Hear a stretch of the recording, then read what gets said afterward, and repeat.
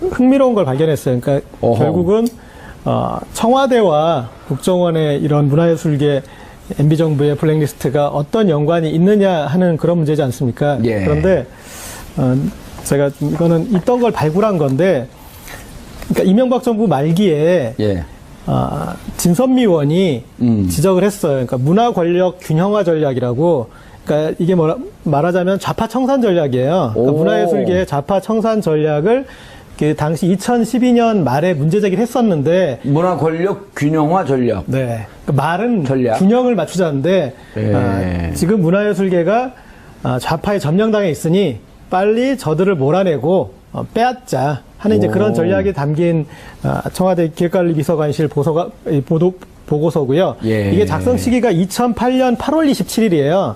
2008년 8월 27일. 예. 이명박 출범된 지 약 한 5개월쯤 됐을 때요. 그렇죠. 그래서 지금 이제 말하는 국정원의 이 문화예술계 블랙리스트보다도 6개월 정도 전인 거죠. 그렇네요. 네, 그래서 청와대에서 이미 이런 기획을 하고 국정원은 실행을 했다. 이렇게 연결해서 볼 수 있을 것 같습니다. 그걸 좀 미리 주셨으면 우리가 그 그래픽으로 좀 잡았을 텐데 그걸 아주 그 출연도 얄밉게 하시네요.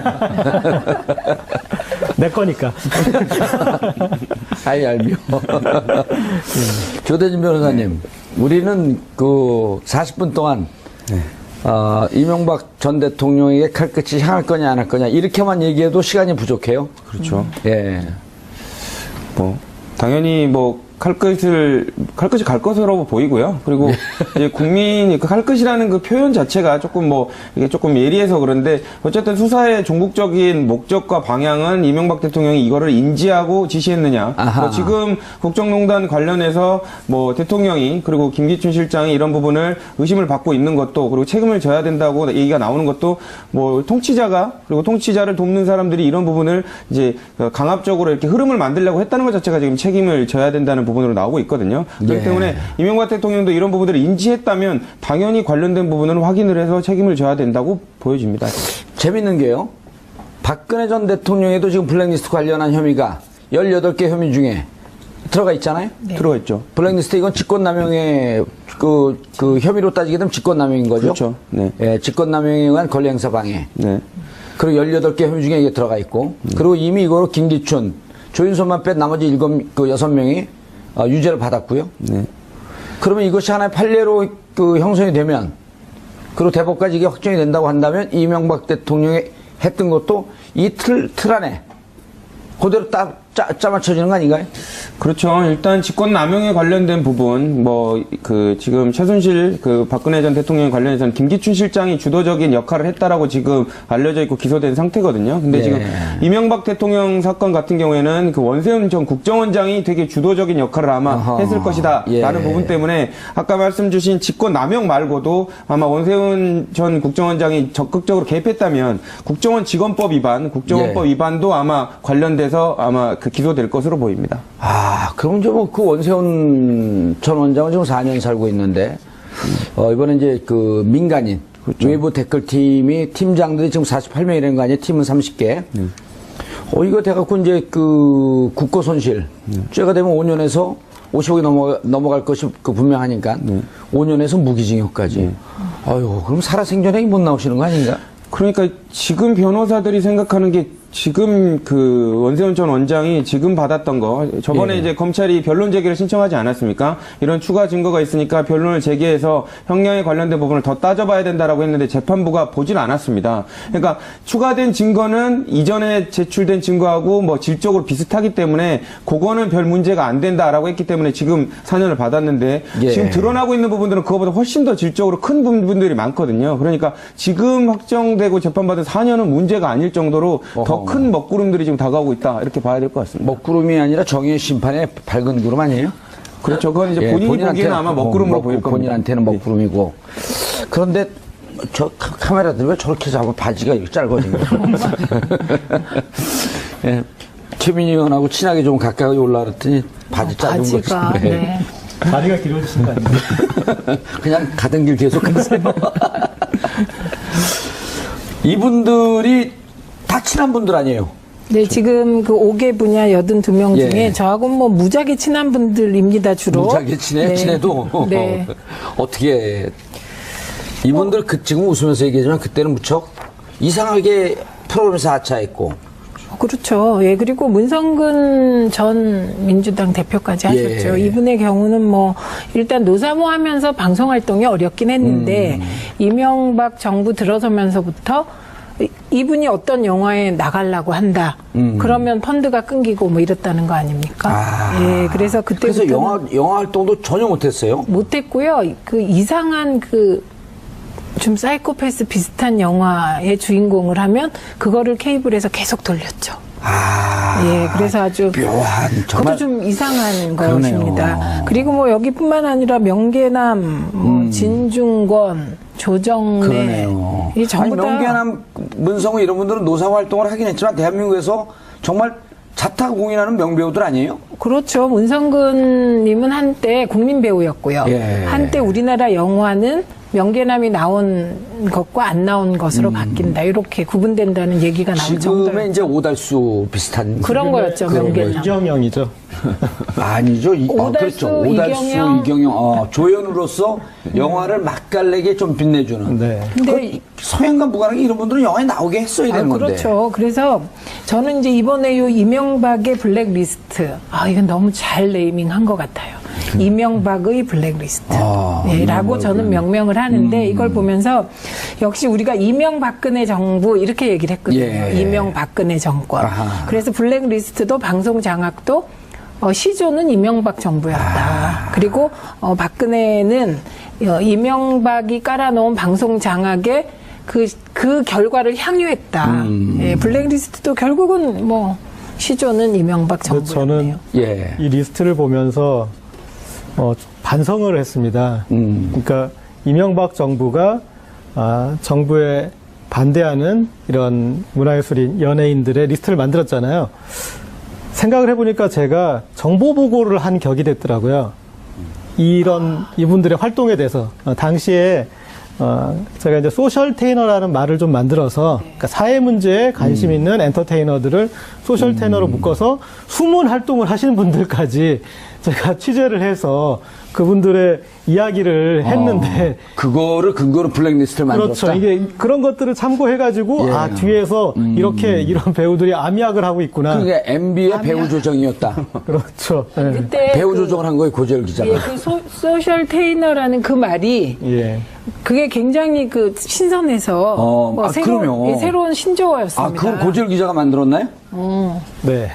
오. 그런데 이제 여기 보면 이제 좌파 연예인 꽤 인상적으로 다가왔었는데 소셜 네, 테이너가. 그때 그랬습니다. 예. 그런데 그 뒤에 이제 소셜 테이너 시대가 끝나고 네. 폴리 테이너 시대로 오면서 제가 1호였었잖아요.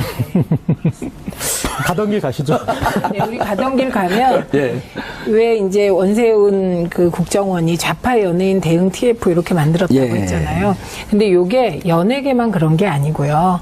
이명박 정부가 들어서서 하려고 했던 게 좌파 척결이었습니다. 네, 그래서 그때 지금은 뭐 거의 알려지고 그랬지만 저도 싹 제 뒤를 털려서 최근에 제가 이제 과거에 그때 민주 언론운동 하시고 그랬을 때 아니에요? 그리고서 방송위원회 부위원장을 했죠. 방통위원회인가 방송위원회인가? 그러니까 과거에는 방송위, 방송위원회. 지금은 방통위.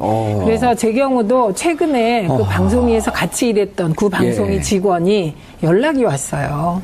내가 그때는 당신한테 얘기 못했지만 이제는 얘기한다면서 저의 비리를 얘기하라고, 돈 받은 거 얘기하라고 자기가 검찰에 몇 번을 불러갔습니다. 이거를 이제서야 너한테 얘기한다. 왜냐하면 그때는 너무 이게 제가 좀 신경 쓰일까봐 얘기를 못했다. 그러니까 이게 저는 이제 근데 부위원장 비리가 없으신 분 아니에요?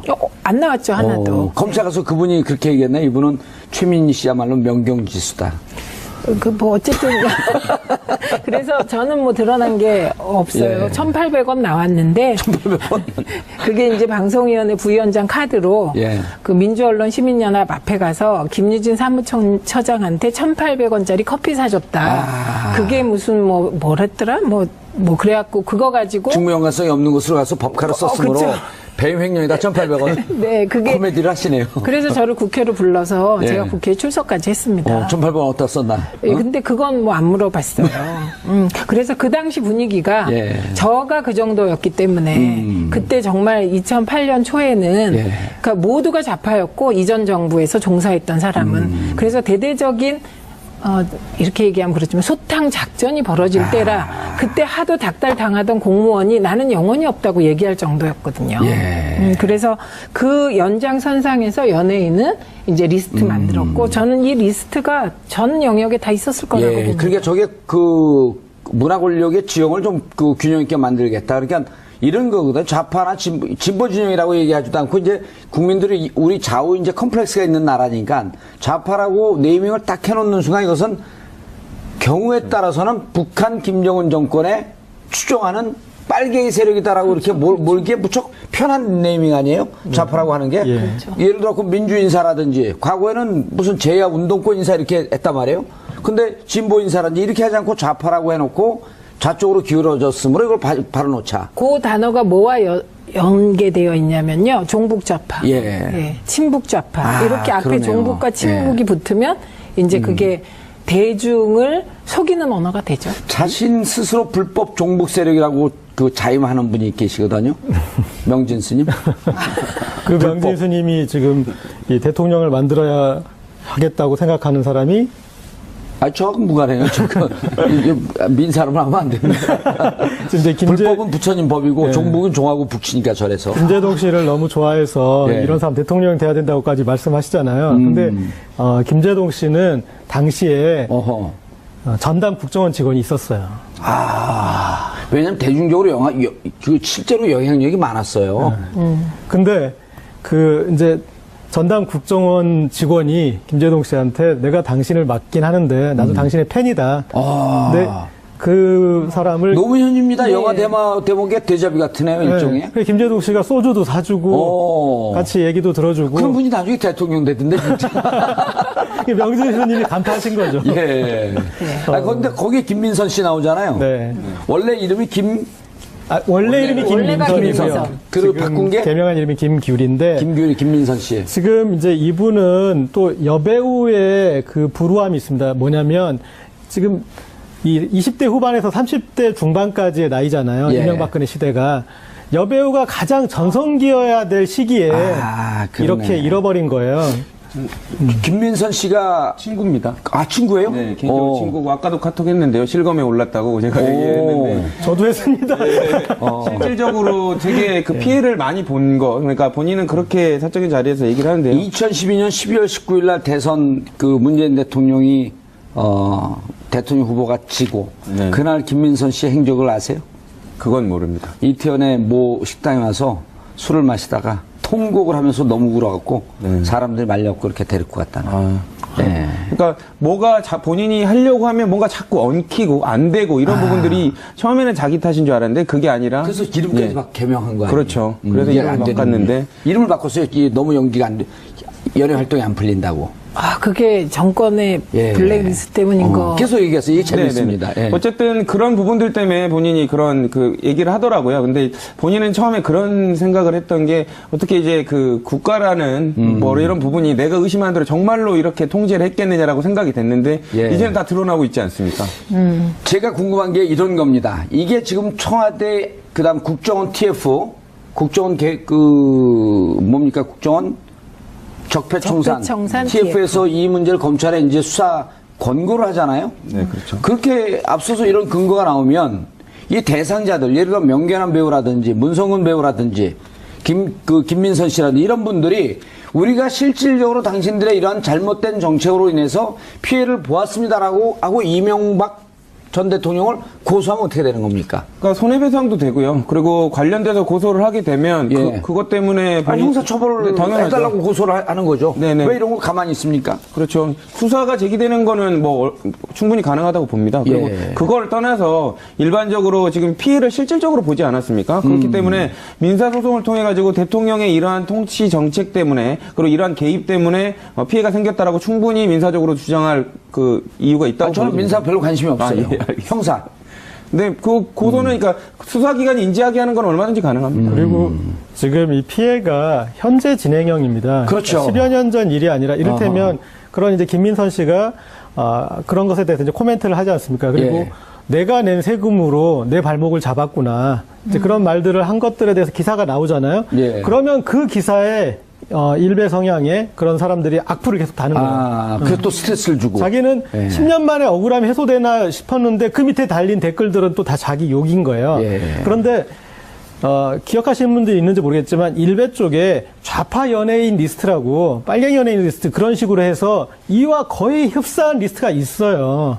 그러니까 이분들은 그런 국가 권력에 의해서 이렇게 이제 단죄되고 피해를 입은 것과 함께 그런 것들이 또 한 차례 그런 이 우파 네티즌들한테 공유되면서 예. 다시 또한 그 대중 연예인이기 때문에 대중들의 반응이 제일 뼈아프거든요. 예. 근데 대중들이 본인들을 타겟으로 해서 이렇게 공격을 가하니까 좀 이중의 피해를 입게 되는 거죠. 이런 거네요. 조대진 변호사님. 일테면 이 국가가 그러니까 그 수구 성향의 국가가 국정원을 동원해서 가이드라인을 주고 그럼 그 가이드라인을 자양분으로 삼아서 일베나 이렇게 그 성향의 극우 보수 성향의 이런 사이트에서 다시 한번 이들의 명성에 흠이 갈 수 있는 댓글을 달고 그렇죠. 그 댓글을 다는데 하나의 바람을 또 잡아주면서 방향을 잡아주는 게 민간 댓글 부대고 그렇죠. 국정원은 지침을 주고 그럼 군에서 이것들이 간첩이네 하면서 사이버 사령부가 해서 너댓게 팀이 그냥 난도질을 해대는. 그렇죠.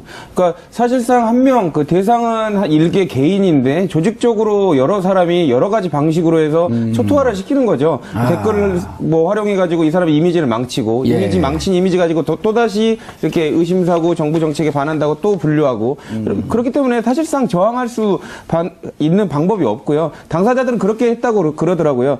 왜 이렇게 내 일이 안 풀리나? 내 사주가 안 좋은가? 예. 뭐 이런 그래서 이름도 바꿔봐야겠다 이런 생각까지 했는데 결국에는 국가가 주식적으로 개입했을 가능성이 높아지는 분위기입니다. 근데 이 부분에서 최민희 하나- 의원님, 네. 제가 이제 우리가 방송을 보는 분들이 신문 기사를 못 보는 분들도 계시고 네, 그렇기 네. 때문에 실질적으로 대표적으로 어떻게 이분들이 피해를 받는지 소개를 좀 해주시죠. 네, 이거는요. 우선 첫째는 대표적으로 김제동, 김미화, 김여진 씨 예를 예. 들어보면 될 아하. 것 같아요. 그리고 이게 다 문제가 됐습니다. 그 당시에. 그래서 김제동 씨가 출연하는 어떤 프로그램을 예. 국정원이 나서서 프로그램 자체를 폐지시켜라. 어허. 이렇게 나온 거예요. 예. 그게 환상의 짝꿍이라는 겁니다. 어. 예, 그런데 실제로 2010년 7월에 MBC 환상의 짝꿍 사랑의 교실이 폐지됩니다. 예. 예, 그리고 이제 김미화 씨 같은 경우는 그 세계 김제동 거 조금 더 소개해 줄 할까요? 내용이 많네요. 예, 많습니다. 예, 그리고 김제동 씨 거 다시 한번.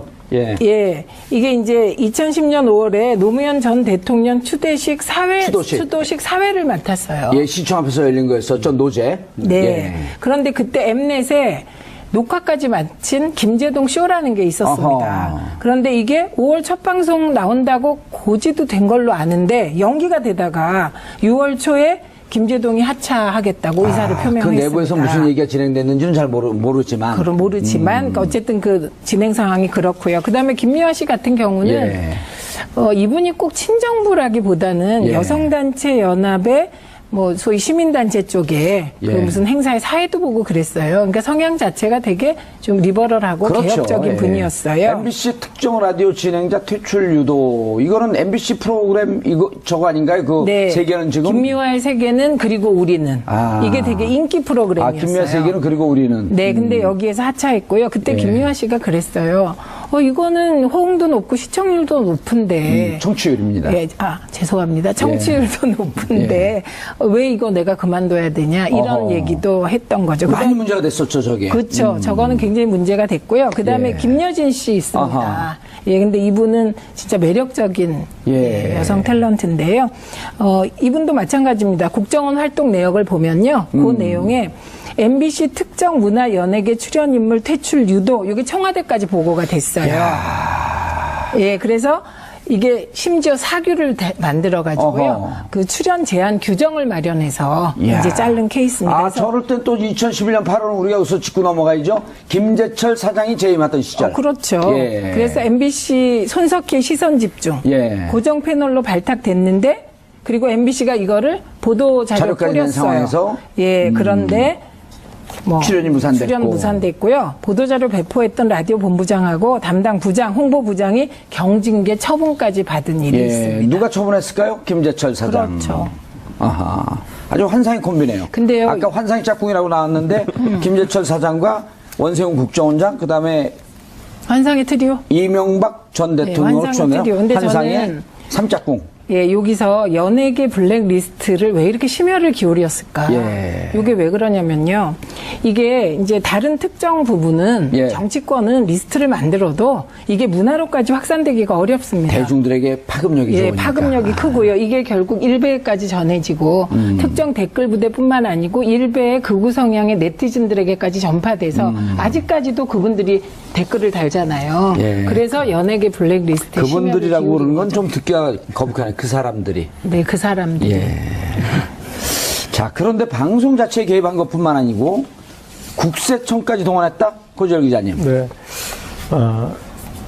이게 사람이 다 자기만 괴롭히면 예. 버틸 수 있는데 자기가 속한 회사를 혹은 자기의 가족을 이렇게 괴롭힐 때 못 버티지 않습니까? 예. 최민희 의원하고 저는 누가 괴롭혀주면 행복해요. 그래서 이런 이제 출연 기회나 프로그램 폐지나 그런 것과 함께 소속사를 세무조사해서 옥죄는 방식을 썼습니다. 제일 힘든 그 탄압이 들어왔네요. 네. 그래서 오. 그 소속사가 이제 이런 연예인들을 자제하게 만드는. 그러니까 예. 연예인들은 생각을 갖지 마라. 그리고 생각이 있더라도 표현을 하지 마라. 이렇게 압박을 해버린 거죠. 이 이제 리스트 중에 이제 나중에 또 이렇게 드러난 분 중에 유준상 씨가 있는데 그분은 이런 사회활동이나 이런 걸 전혀 하지 않고 유준상 씨요? 예, 넝쿨당에 뮤지컬- 나왔던 그 유준상 네, 씨인가요? 그 배우인데 오. 이유가 뭐냐면 노무현 대통령 그 이제 검찰 조사 받고 그럴 때 대검찰청 게시판에다가 어허. 게시판에다 이렇게 항의글 하나 썼는데 그런 자기 의사 표현했던 것들이 나중에 이제 이런 그 리스트까지 오르게 되는 그런 일이 몰랐네요. 있었거든요. 아니, 유준상 씨는 2012년에 그, 누구죠? 그 여자 배우와 넝쿨체 굴러, 김남주 씨하고 함께 넝쿨체 굴러 들어온 당신. 넝쿨당. 그분은 지금 조작에 나오는 분이죠? 네, 맞습니다. 예. 네, 어머. 아니, 제가, 그분이 대일외고 출신이에요. 그래서 제가 그 외고 폐지할 때 그분 생각이 늘 나고, 그 다음에 2012년에 그 감옥에서 그걸 틀어줘갖고 열심히 봤어요. 넝쿨당을. 예? 네. 어. 그때 근데, 넝쿨당. 근데 정말 사회활동을 안 하시던 분인데, 네. 댓글 하나 달았다고. 예.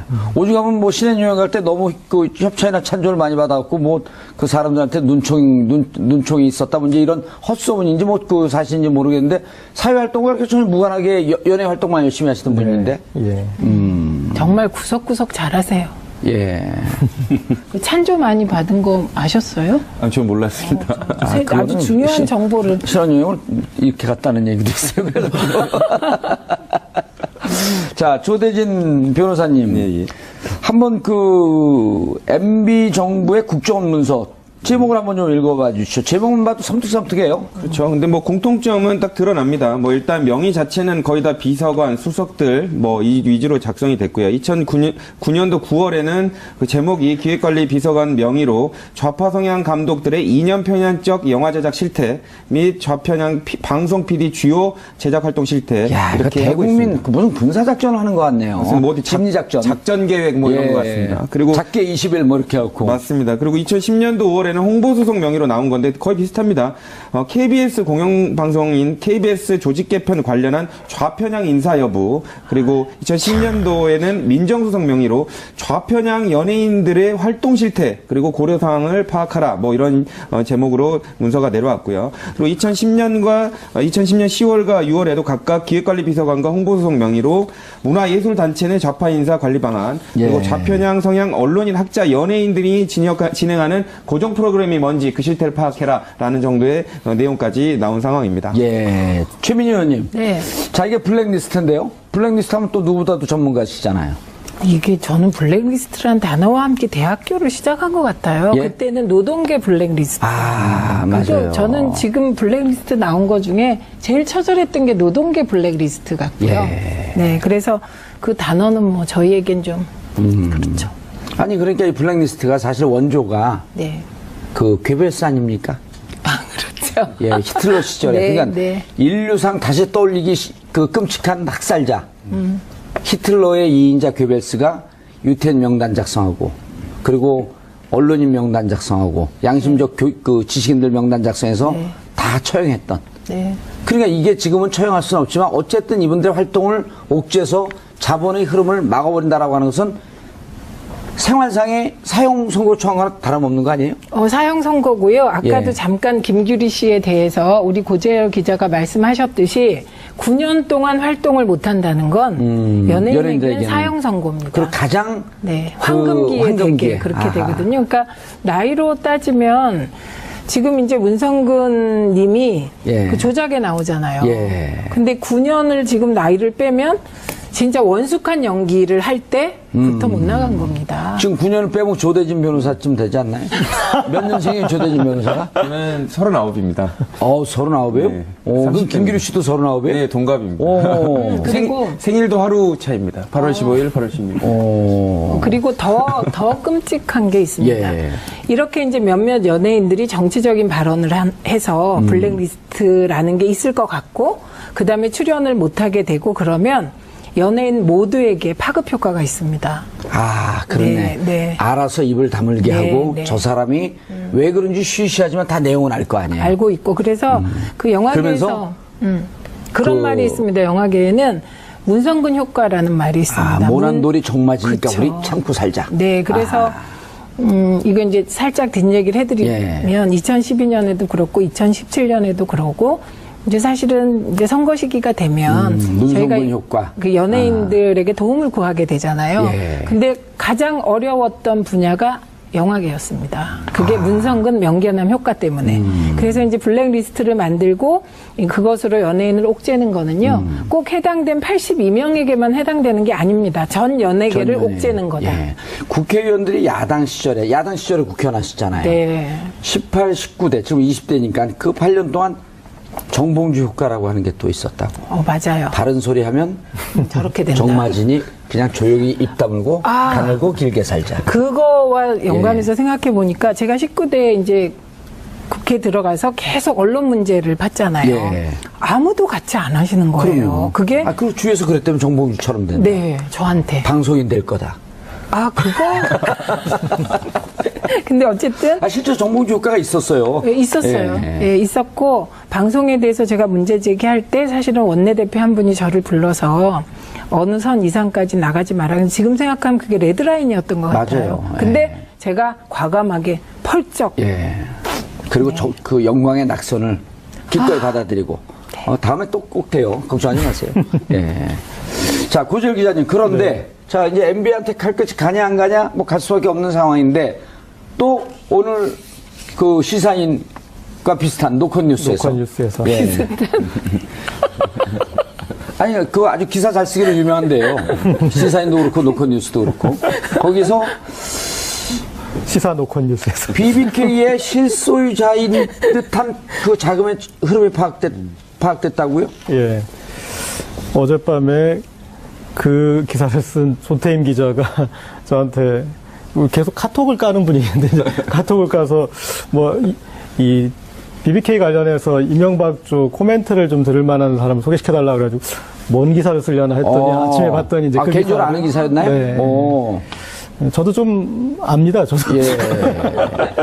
자, 그런데 그 결국은 그 LK뱅크에서 네. 이명박 개인 계좌로 49억 5천원 뺀 55에서 5천원 뺀 돈이 넘어갔다. 그래서 가장 중요한 것은 당시 수사 결과에서 검찰이 클리어를 해줬던 내용이라는 게 중요하죠. 그러니까 그때 검찰이 쉽게 얘기해서 말아드셨던. 그렇죠. 그러니까 파악을 못했다고 했다는 게 아니라 예. 그런 돈 없다고 그랬었는데 이제 그거 지적해갖고 감옥 간 사람 있잖아요. 이분이요. 제가 그거 똑같이 지금 지적한 거거든요. 예. 왜 몰랐느냐, 묵살했느냐. 네. 그렇죠. 이제 그것 때문에 이제 그리고 지금 주진우 기자가 밝힌 그 예. 이명박 실수 계좌에서. 청와대가 예. 140억이 다스로 가는 사실상의 이명박 전 대통령 소유주로 우리가 생각하는 예. 다스로 가는 것에 대해서 청와대와 뭐 외교부와 다스와 LA 총영사와 모든 총 작전을 해서 했다는 걸 이제 결합이 됐고 그래서 이전에 BBK 사건에 검찰이 결론 내렸던 것들이 모든 기반들이 지금 허물어지고 있습니다. 그러니까 아하. 그래서 이런 사건들이 법적으로 이명박 전 대통령을 언제 조사하느냐 그것도 관건이겠지만 예. 제가 봤을 때 전 대통령을 부르는 것은 국민이라고 옥죄는 방식을 아, 썼습니다. 제일 힘든 그 탄압이 들어왔네요. 네. 그래서 오.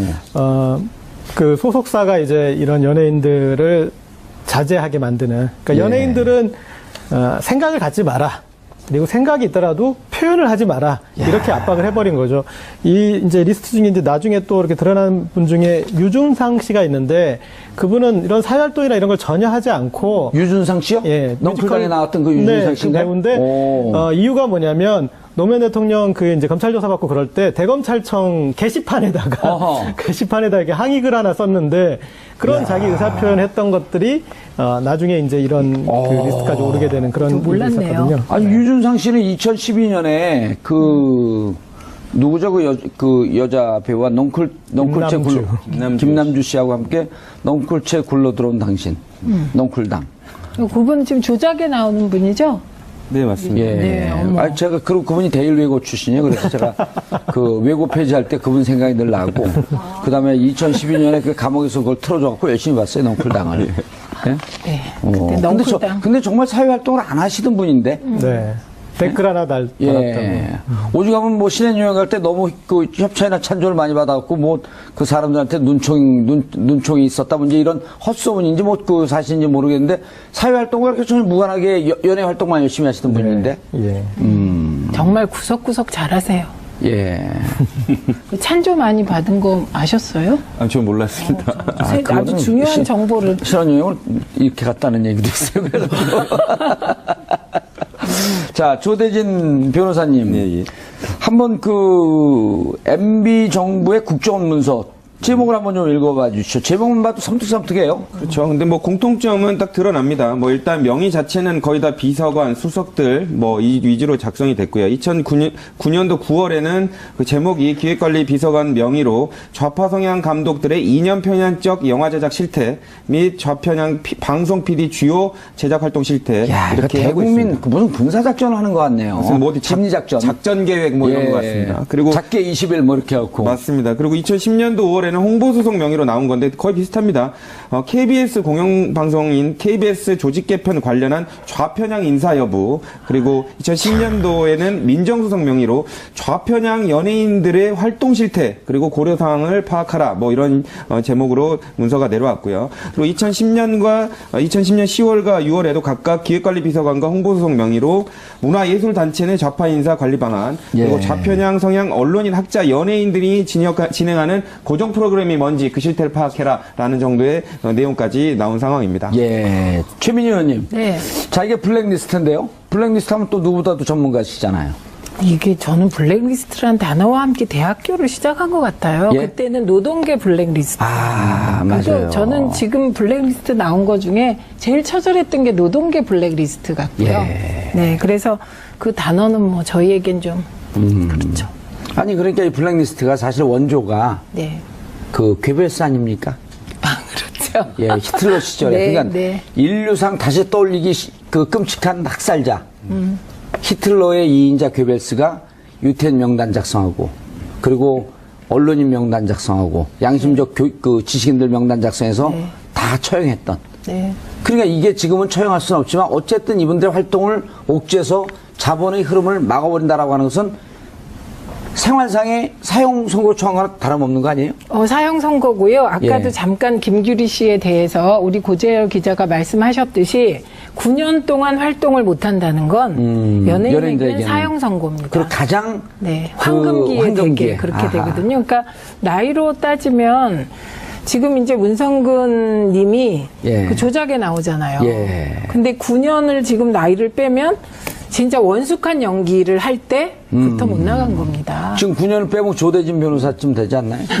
몇 년생이에요, 조대진 변호사가? 저는 39입니다. 39이에요? 네. 그럼 김규리 씨도 39이에요? 네, 동갑입니다. 오. 그리고 생일도 하루 차입니다. 8월 15일, 8월 16일. 그리고 더 끔찍한 게 있습니다. 예. 이렇게 이제 몇몇 연예인들이 정치적인 발언을 해서 블랙리스트라는 게 있을 것 같고, 그 다음에 출연을 못하게 되고 그러면 연예인 모두에게 파급 효과가 있습니다.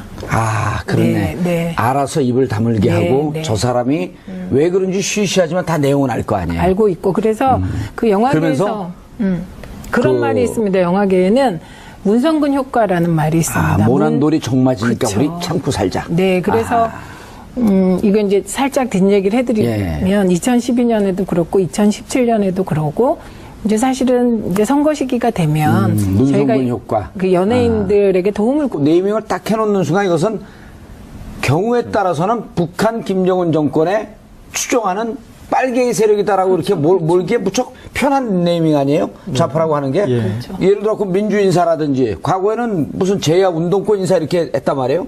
근데 진보 인사라든지 이렇게 하지 않고 좌파라고 해놓고 좌쪽으로 기울어졌으므로 이걸 바로 놓자. 그 단어가 뭐와 연계되어 있냐면요. 종북 좌파, 예. 친북 좌파 아, 이렇게 앞에 그러네요. 종북과 친북이 붙으면 이제 그게 대중을 속이는 언어가 되죠. 자신 스스로 불법 종북 세력이라고 그 자임하는 분이 계시거든요.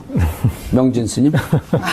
그 명진 스님이 지금 이 대통령을 만들어야 하겠다고 생각하는 사람이 저하고 무관해요. 민사로만 하면 안 됩니다.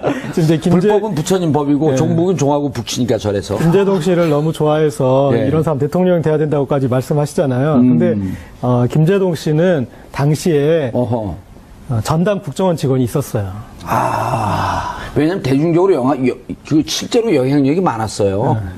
근데 그 이제 전담 국정원 직원이 김재동 씨한테 내가 당신을 맡긴 하는데 나도 당신의 팬이다. 근데 그 사람을 노무현입니다. 네. 영화 대목의 대자비 같으네요, 일종의. 그래서 김재동 씨가 소주도 사주고 오. 같이 얘기도 들어주고 그런 분이 나중에 대통령 되던데, 진짜. 명진 스님이 간파하신 거죠. 예. 근데 거기에 김민선 씨 나오잖아요. 네. 원래 이름이 원래 이름이 원래가 김민선이고요. 김민선. 그리고 지금 바꾼 게? 개명한 이름이 김규리인데 김민선 씨. 지금 이제 이분은 또 여배우의 그 불우함이 있습니다. 뭐냐면 지금 이 20대 후반에서 30대 중반까지의 나이잖아요. 예. 이명박근혜 시대가. 여배우가 가장 전성기여야 될 시기에 그러네. 이렇게 잃어버린 거예요. 김민선 씨가 친구입니다. 친구예요? 네, 개인적으로 친구고 아까도 카톡 했는데요. 실검에 올랐다고 제가 얘기했는데 저도 했습니다. 실질적으로 되게 그 피해를 많이 본 거. 그러니까 본인은 그렇게 사적인 자리에서 얘기를 하는데요. 2012년 12월 19일 날 대선 그 문재인 대통령이 대통령 후보가 지고 네. 그날 김민선 씨의 행적을 아세요? 그건 모릅니다. 이태원의 모 식당에 와서 술을 마시다가 통곡을 하면서 너무 울어갖고 사람들이 말려갖고 그렇게 데리고 갔다는. 네. 그러니까 뭐가 본인이 하려고 하면 뭔가 자꾸 엉키고 안 되고 이런 부분들이 처음에는 자기 탓인 줄 알았는데 그게 아니라 그래서 이름까지 예. 막 개명한 거예요. 그렇죠. 그래서 이게 이름을 안 되는 바꿨는데. 거예요. 이름을 바꿨어요. 이게 너무 연기가 안 돼. 연예 활동이 안 풀린다고. 그게 정권의 예. 블랙리스트 때문인 거. 계속 얘기해서 이게 재밌습니다. 네네. 예. 어쨌든 그런 부분들 때문에 본인이 그런 그 얘기를 하더라고요. 근데 본인은 처음에 그런 생각을 했던 게 어떻게 이제 그 국가라는 뭐 이런 부분이 내가 의심하는 대로 정말로 이렇게 통제를 했겠느냐라고 생각이 됐는데 예. 이제는 다 드러나고 있지 않습니까? 제가 궁금한 게 이런 겁니다. 이게 지금 청와대 그다음 국정원 TF 국정원 뭡니까 국정원 적폐청산 적폐청산 TF에서 이 문제를 검찰에 이제 수사 권고를 하잖아요. 네, 그렇죠. 그렇게 앞서서 이런 근거가 나오면 이 대상자들 예를 들어 명계남 배우라든지 문성근 배우라든지 김민선 씨라든지 이런 분들이 우리가 실질적으로 당신들의 이러한 잘못된 정책으로 인해서 피해를 보았습니다라고 하고 이명박 전 대통령을 고소하면 어떻게 되는 겁니까? 그러니까 손해배상도 되고요. 그리고 관련돼서 고소를 하게 되면 예. 그것 때문에 형사처벌을 당연하죠. 해달라고 고소를 하는 거죠. 네네. 왜 이런 거 가만히 있습니까? 그렇죠. 수사가 제기되는 거는 뭐 충분히 가능하다고 봅니다. 그리고 예. 그걸 떠나서 일반적으로 지금 피해를 실질적으로 보지 않았습니까? 그렇기 때문에 민사소송을 통해 가지고 대통령의 이러한 통치 정책 때문에 그리고 이러한 개입 때문에 피해가 생겼다라고 충분히 민사적으로 주장할 그 이유가 있다고 저는 보여집니다. 민사 별로 관심이 없어요. 예, 알겠습니다. 형사. 근데 그 고소는 그러니까 수사기관이 인지하게 하는 건 얼마든지 가능합니다. 그리고 지금 이 피해가 현재 진행형입니다. 그렇죠. 10여 년 전 일이 아니라 이를테면 그런 이제 김민선 씨가 그런 것에 대해서 이제 코멘트를 하지 않습니까? 그리고 예. 내가 낸 세금으로 내 발목을 잡았구나. 이제 그런 말들을 한 것들에 대해서 기사가 나오잖아요. 예. 그러면 그 기사에 일베 성향의 그런 사람들이 악플을 계속 다는 거예요. 아, 그래 또 스트레스를 주고. 자기는 예. 10년 만에 억울함이 해소되나 싶었는데 그 밑에 달린 댓글들은 또 다 자기 욕인 거예요. 예. 그런데 기억하시는 분들이 있는지 모르겠지만 일베 쪽에 좌파 연예인 리스트라고 빨갱이 연예인 리스트 그런 식으로 해서 이와 거의 흡사한 리스트가 있어요.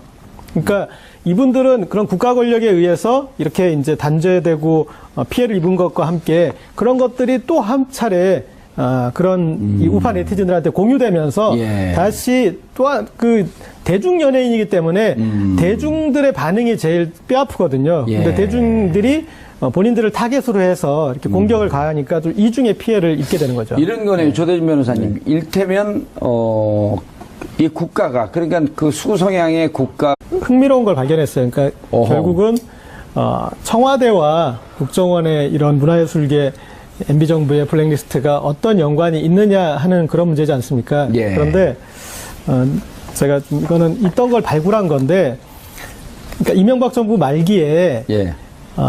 진선미 의원이 지적을 했어요. 그러니까 문화 권력 균형화 전략이라고.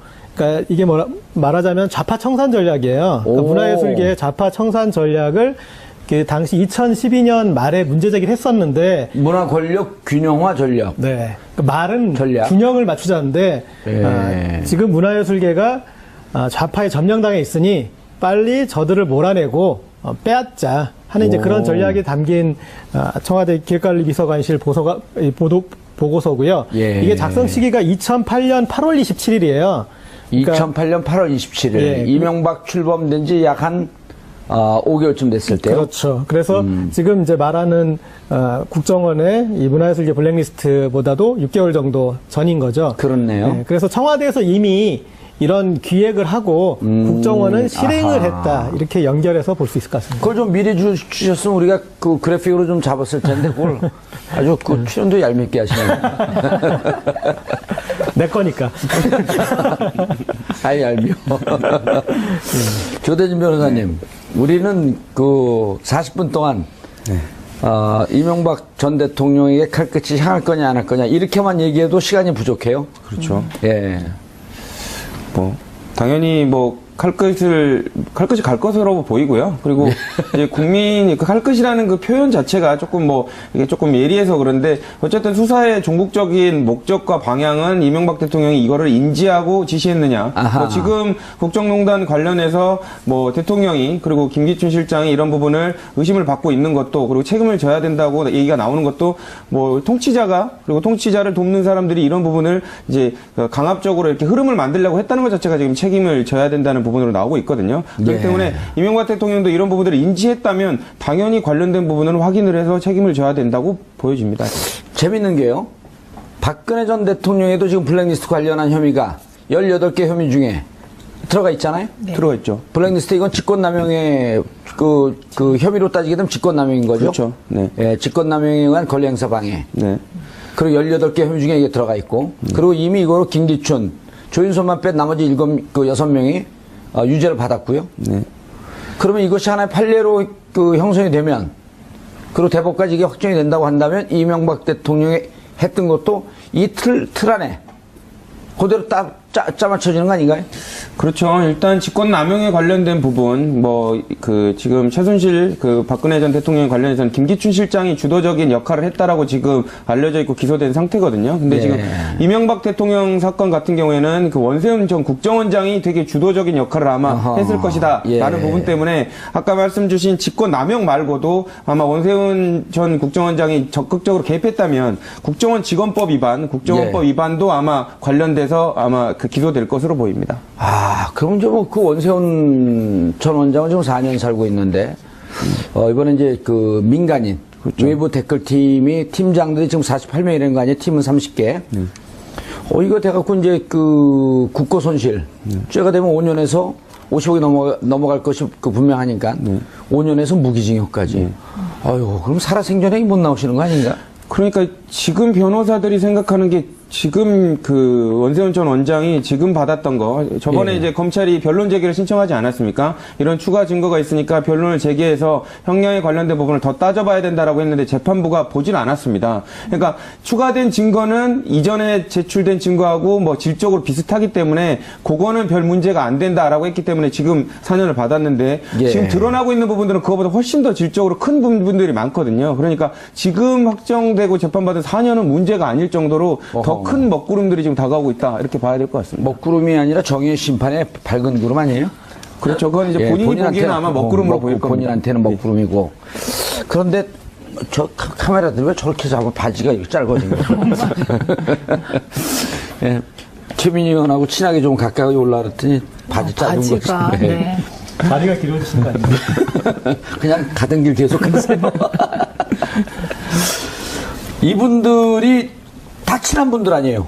네, 지금 그 5개 분야 82명 예. 중에 저하고는 뭐 무지하게 친한 분들입니다, 주로. 무지하게 친해? 네. 친해도? 네. 어떻게, 이분들 지금 웃으면서 얘기하지만 그때는 무척 이상하게 프로그램에서 하차했고.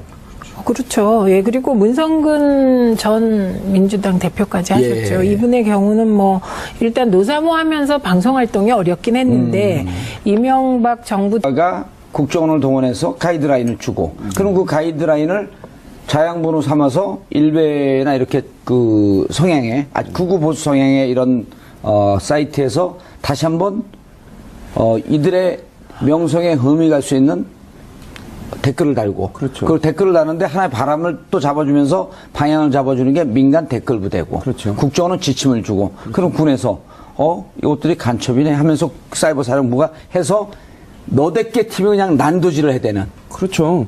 그러니까 사실상 한 명, 그 대상은 일개 개인인데 조직적으로 여러 사람이 여러 가지 방식으로 해서 초토화를 시키는 거죠. 댓글을 뭐 활용해가지고 이 사람의 이미지를 망치고, 예. 망친 이미지 가지고 또다시 이렇게 의심사고 정부 정책에 반한다고 또 분류하고. 그렇기 때문에 사실상 저항할 수 있는 방법이 없고요. 당사자들은 그렇게 했다고 그러더라고요.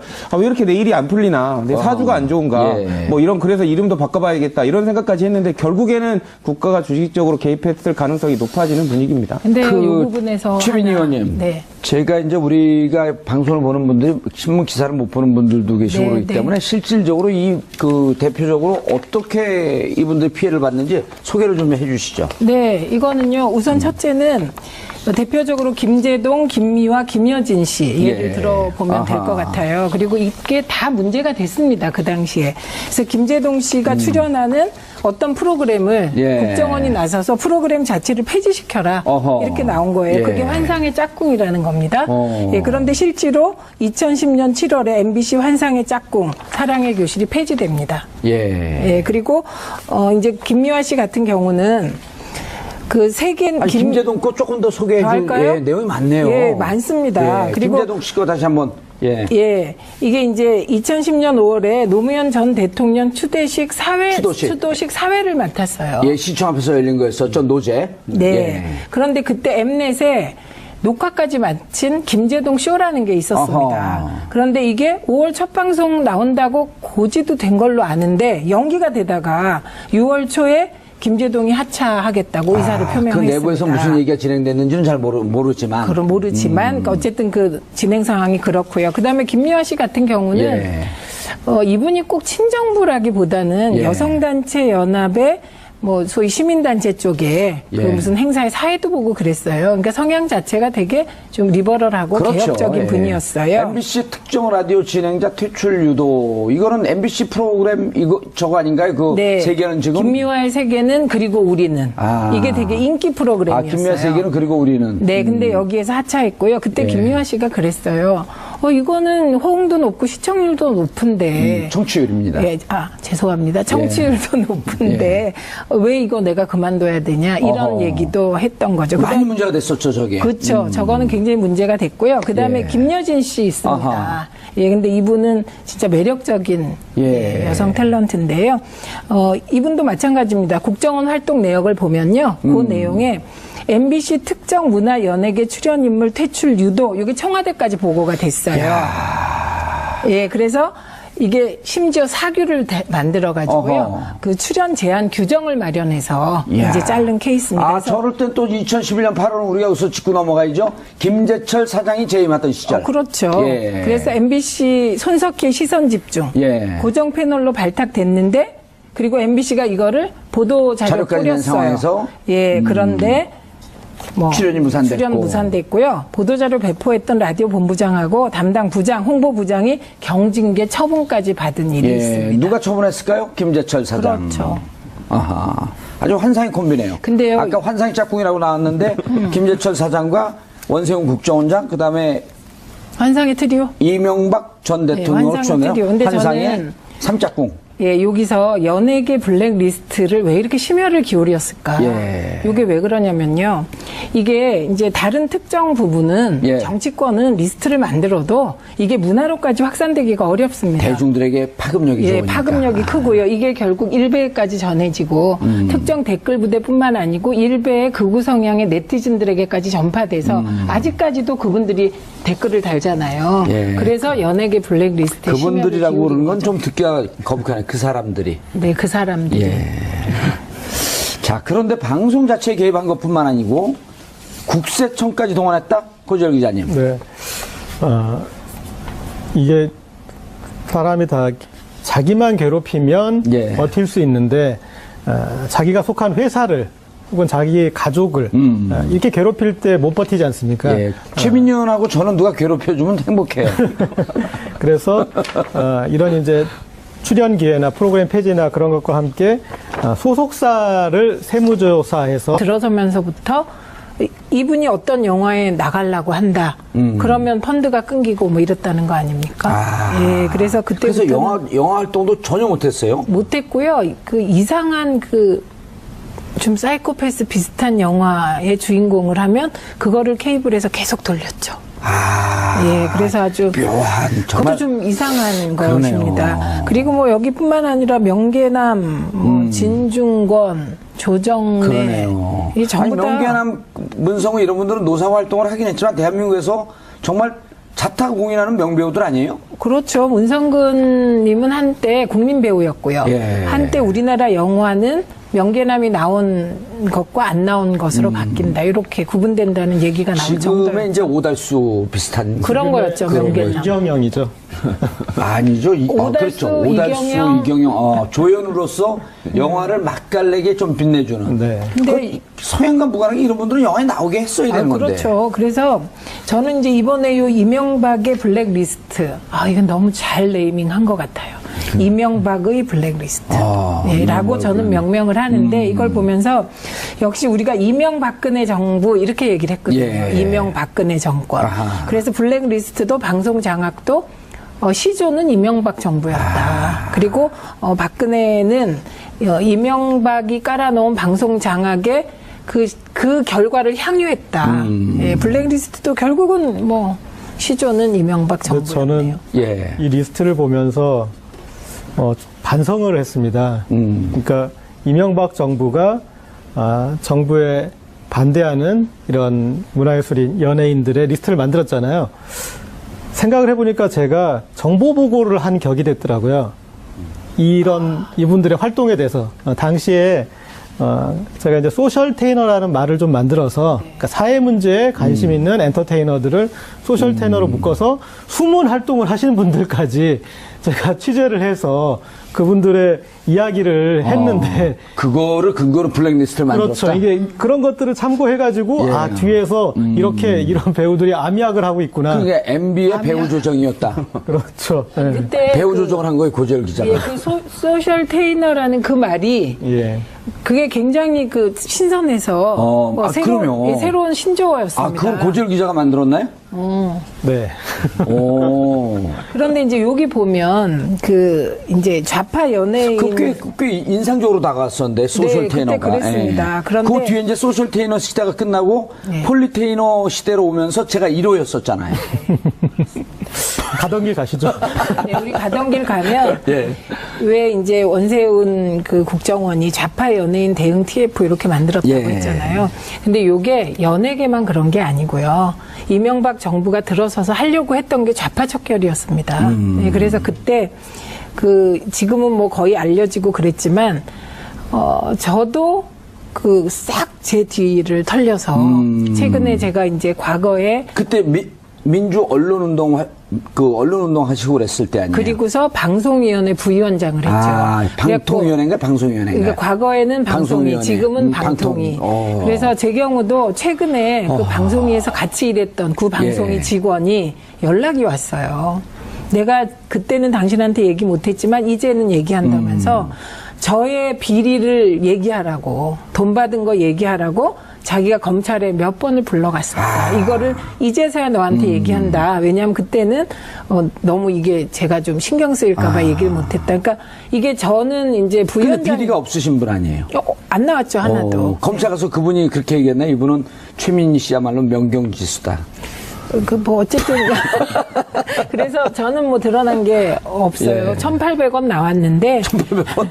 그게 이제 방송위원회 부위원장 카드로. 예. 그 민주언론시민연합 앞에 가서 김유진 사무처장한테 1,800원짜리 커피 사줬다. 그게 무슨 뭐랬더라? 그래갖고 그거 가지고. 직무연관성이 없는 곳으로 가서 법카로 썼으므로 그쵸. 배임 횡령이다 1,800원. 네, 그게. 코미디를 하시네요. 그래서 저를 국회로 불러서 예. 제가 국회에 출석까지 했습니다. 1,800원 어디다 썼나? 예, 근데 그건 뭐 안 물어봤어요.